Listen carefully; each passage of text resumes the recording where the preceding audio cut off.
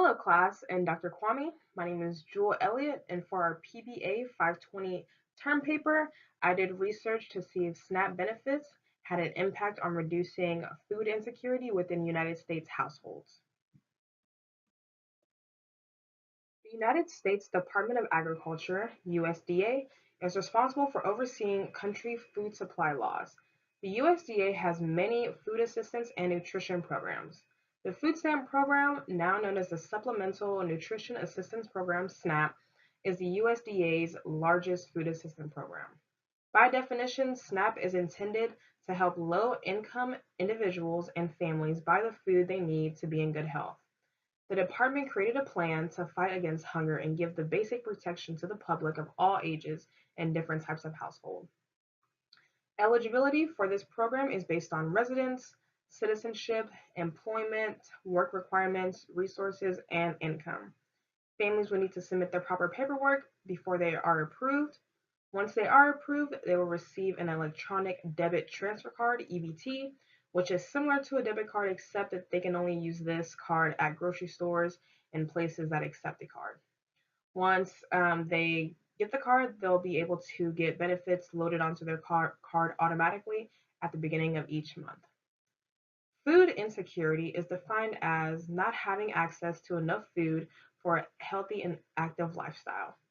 Because the USDA created SNAP to reduce hunger and help families be healthy, it is important to know families are getting enough food that will last them the entire month. There are many reasons why a family could be insecure. These can include unemployment, low income, high cost of living, poor management skills, substance abuse, other household bills, or more. So Landers gives excellent background information on the food stamp program. The food stamp program started because of the need to distribute excess farm commodities during the Great Depression. Congress passed the Agriculture Adjustment Act of 1993 as part of Franklin D. Roosevelt's New Deal. The federal government spent roughly $26 million in their first 4 years of the program. They created a first reform, which had new recommendations to improve the techniques of the program. John F. Kennedy announced his initiation of the food stamp pilot program by the USDA. Lyndon B. Johnson asked Congress to make the program permanent and passed the Food Stamp Act of 1964. In 1964, the USDA would estimate participation of 4 million individuals, which was around $360 million annually. In 1974, the program had gone nationwide and 15 million people were enrolled. In 2005, there was an average of 25,628 individuals that participated in the program. And the most recent update with 2017, there's an average now of 42,205 individuals that are participating in the program now. And in total cost for the current year, we are roughly at $70 billion, and that includes SNAP and all of the food assistance program under the USDA. While working on my research paper, I did not find as many articles as I thought that believed that SNAP had an impact to reduce food insecurity. However, I did find a lot of articles that did believe that SNAP did reduce food insecurity, and these are listed here.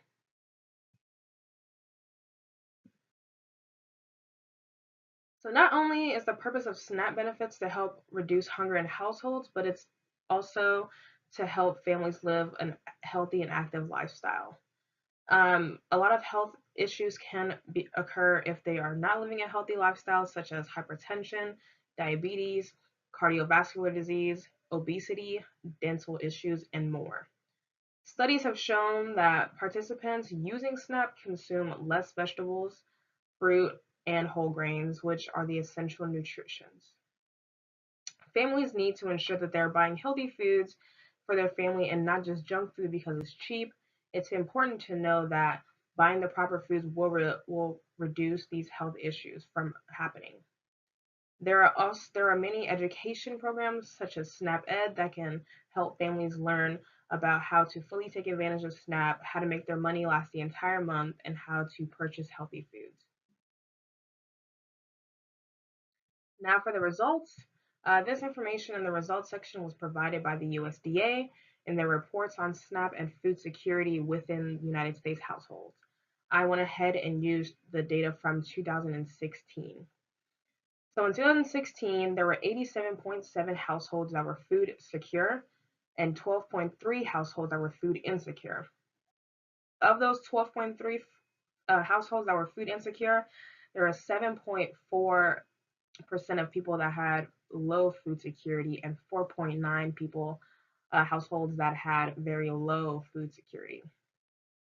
Households with children, there are about 83.5% that were food secure and 16.5% that were food insecure.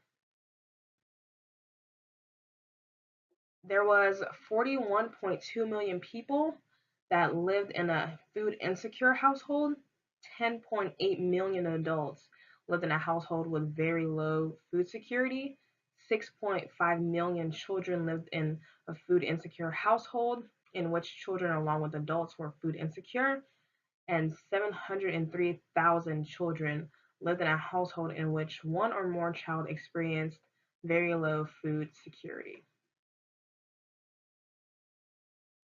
SNAP provided benefits to nearly 44.2 million people in the United States in 2016. This was roughly $126 per month and $71 billion annually. I did a comparison between the time SNAP first rolled out in 1969 and 2016. In 1969, there was about 2,878 people participating, which was $6.63 per person. The total benefits was roughly $228 million plus other costs, so that brought the total to $250 million. In 2016, there was roughly 44,219 people participating in the program, which is roughly $125 per person. The total benefits was $66 billion plus other costs, which is roughly $70 billion. Nord and Coleman Jensen did a study on households are after leaving the SNAP program. They found out that households that have recently left SNAP are more likely to be food insecure than those that remained on the program. There can be multiple reasons why people would leave SNAP. This can be because their income increased and they believe that they did not need the program anymore, or they did not fill out the proper paperwork when their benefits were over. People leave the program and still find themselves with food insecurity because they have accumulated debts and overdue bills. They have ongoing expenses that reduce resources to spend on food. The cost of living in their area are high, or their income has fluctuated. I do have two recommendations for SNAP. The first one would be to have a training course. So this training course would be in the first month of having the benefits. Participants will be taking a course, and this will be helpful because they will learn how to take full advantage of SNAP and all the things that go into the SNAP program. They would have to score an 80% or higher.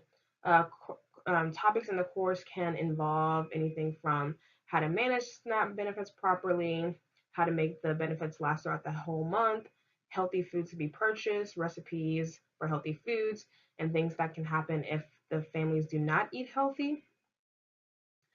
After taking this course, they would have to pass with at least like an 80%, and if they do not, then they would have to retake the course. I would give them one chance to retake the course because this will show that if they fail the first time, they have one more chance to take it. And if they really want those benefits and they really need those benefits, then they will take the course seriously and make sure that they pass so they can keep the benefits. But if they do not, then the benefits will be taken away. So I think that this will help because they will have a chance to learn a lot about SNAP and how they can fully take advantage of it. My second recommendation would be to have a program evaluation. The USDA stated that there were 87% of households that were food secure. This is really good. However, There can always be, room for improvement. No program is perfect. We can definitely find ways to figure out how can we get that 87 to the 90th percentile.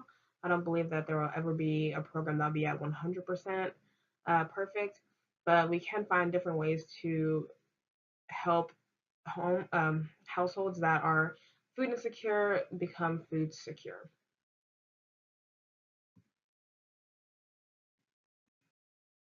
So in conclusion, the USDA's SNAP benefits does help with reducing food insecurity within households, and it does benefit families. We saw throughout the data that there were a lot of households that were food secure, and of course we can find different ways to improve upon that and get more households from being food insecure to food secure. I really enjoyed working on this term paper. Before starting the research, I knew a little bit about the food stamp program, but however, after I did more research, I feel like I have learned a lot more, and I didn't know about food insecurity before then as well. So I feel like I gained a lot of knowledge in food benefits and SNAP and the USDA and what they have to offer. I hope that you all enjoyed this presentation. Good luck on your presentations and your term papers, and good luck throughout the MPA program. And this is a list of all the references used in my research paper.